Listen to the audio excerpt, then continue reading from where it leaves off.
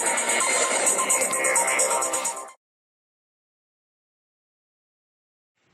आज हम सब लोग पढ़ेंगे गौरापंत शिवानी जी की लिखी हुई एक कहानी अपराजिता।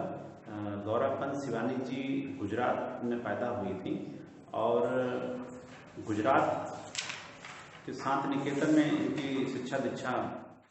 एक दिव्यांग बच्ची के अदम्य साहस और उसकी विलक्षण क्षमता का वर्णन किया। पीएचडी की और अपने सामान्य दिन में, सामान्य जीवन में किस तरह से वो औरों पर निर्भर न होकर के आत्मनिर्भर थी। चलते हैं बच्चों, इस पाठ को हम लोग इस पाठ को पढ़ते हैं और देखते हैं कि इन्होंने क्या लिखा हुआ है। स्पष्ट किया गया है कि व्यक्ति दृढ़ इच्छा शक्ति से विपरीत परिस्थितियों में भी अपना लक्ष्य प्राप्त कर सकता है। कभी कभी अचानक ही विधाता हमें ऐसे विलक्षण व्यक्तित्व से मिला देता है जिसे देख स्वयं अपने जीवन की रिक्तता बहुत छोटी लगने लगती है। हमें तब लगता है कि भले ही उस अंतर्यामी ने हमें जीवन में कभी अकस्मात अकारण ही दंडित कर दिया हो, किंतु हमारे किसी अंग को हमसे विच्छिन्न कर हमें उससे वंचित तो नहीं किया। बच्चों, इस कहानी में गौरापंत शिवानी जी ने ये लिखा है कि ईश्वर की बहुत बड़ी कृपा है कि छोटे मोटे जो कष्ट हैं वो इंसान को तो मिलते ही रहते हैं, लेकिन ईश्वर ऐसा कोई कष्ट हम आपको नहीं दिया जिससे कि हमारे किसी अंग को विकलांगता हो जाए। यह बात गौरापंत शिवानी जी इसलिए कह रही हैं क्योंकि उनका एक अनुभव है।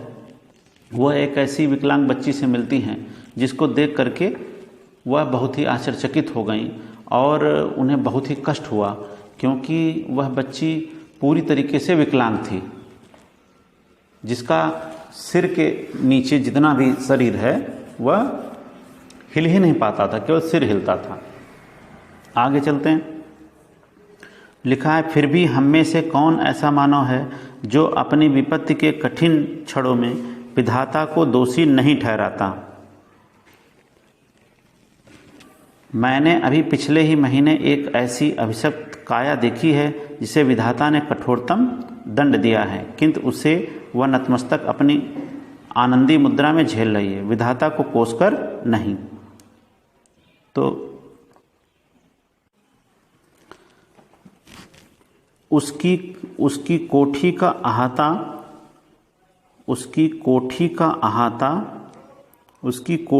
अहाता एकदम हमारे बंगले के अहाते से जुड़ा था। अपनी शानदार कोठी में उसे पहली बार कार से उतरते देखा तो आश्चर्य से देखती रह गई और कार का द्वार खुला। एक प्रौढ़ा ने उतरकर पिछली सीट से एक व्हीलचेयर निकालकर सामने रख दी और भीतर चली गई। दूसरे ही क्षण धीरे धीरे बिना किसी सहारे के कार से एक युवती ने अपने निर्जीव निचले धड़ को बड़ी ही दृढ़ता से नीचे उतारा, फिर बैसाखियों से ही व्हीलचेयर तक पहुंच उसमें बैठ गई और बड़ी तटस्थता से उसे स्वयं चलाती कोठी के भीतर चली गई। मैं फिर नित्य नियत समय पर उसका यह विचित्र आवागमन देखती और आश्चर्यचकित रह जाती, ठीक जैसे कोई मशीन बटन खटखटाती अपना काम किए चली जा रही हो। धीरे धीरे मेरा उससे परिचय हुआ। कहानी सुनी तो दंग रह गई। नियति के प्रत्येक कठोर आघात को अति अमानवीय धैर्य एवं साहस से झेलती वह बित्ते भर की लड़की मुझे किसी देवांगना से कम नहीं लगी। मैं चाहती हूँ कि मेरी पंक्तियों को उदास आँखों वाला वह गोरा उजले वस्त्रों से सुसज्जित लखनऊ का मेधावी युवक भी पढ़े जिसे मैंने कुछ माह पूर्व अपनी बहन के यहाँ देखा था। वह आईएएस की परीक्षा देने इलाहाबाद गया। लौटते समय किसी स्टेशन पर चाय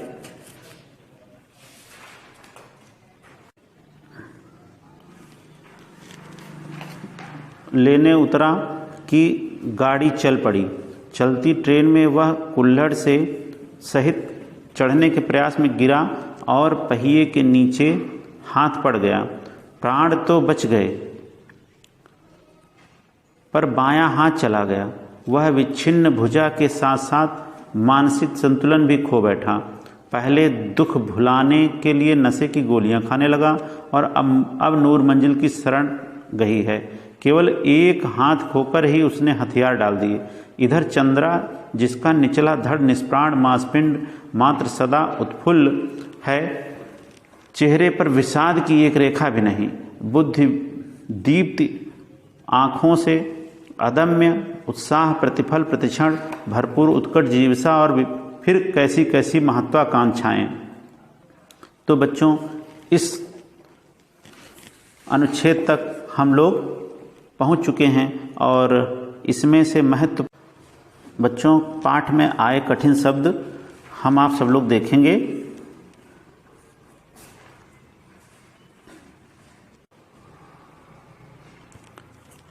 बच्चों पाठ में आया कठिन शब्द की ओर हम लोग देखते हैं। जैसे यहाँ पर लिखा हुआ है अपराजिता, जो हारी न हो।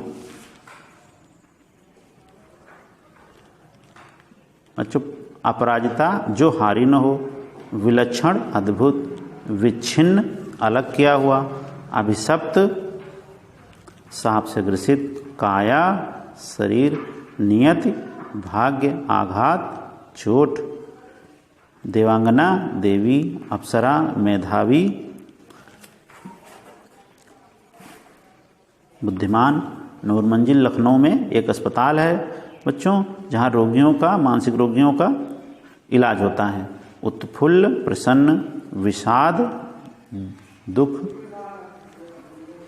उत्कल प्रबल, जिजीविषा जीने की इच्छा, ड्रग रिसर्च इंस्टीट्यूट औषध अनुसंधान संस्थान, माइक्रोबायोलॉजी जीवाणु विज्ञान, बायोडाटा जीवन विवरण और उपलब्धियां, व लेखा जोखा, फेलोशिप, शोध छात्रों को मिलने वाली छात्रवृत्ति होती है बच्चों। ये कंठगत गले में अटके हुए, पटुता निपुणता, यातनाप्रद कष्ट देने वाला, पक्षाघात लकवा कहते हैं। पक्षाघात मतलब कोई एक पक्ष का आघात हो जाए, रोग पकड़ ले, और कैसा रोग, लकवा, जिसमें से शून्य पड़ जाना भी बोलते हैं, है ना, क्या बोलते हैं, शून्य पड़ जाना। आगे सर्वांग सारे अंग, अचल निष्क्रिय, अभिशाप बड़ा सांप, आर्थोपेडिक हड्डियों से संबंधित उपचार इलाज, जिरह बख्तर। तो इस तरह से इन शब्दों के अर्थ के अतिरिक्त यदि कोई अन्य शब्द है जिस आपको समझ में नहीं आ रहा है तो वह भी आप जो है उसको अब पेंसिल से आप उसको इंगित कर लीजिए, उसको अंडरलाइन कर लीजिए, फिर उसके विषय में चर्चा होगी। बच्चों गृह कार्य के लिए कौन कौन से कथन सही हैं। हमें अपने जीवन में रिक्तता बहुत छोटी लगने लगती है जब दूसरों के दुख अपने दुख से बड़े लगने लगते हैं। ये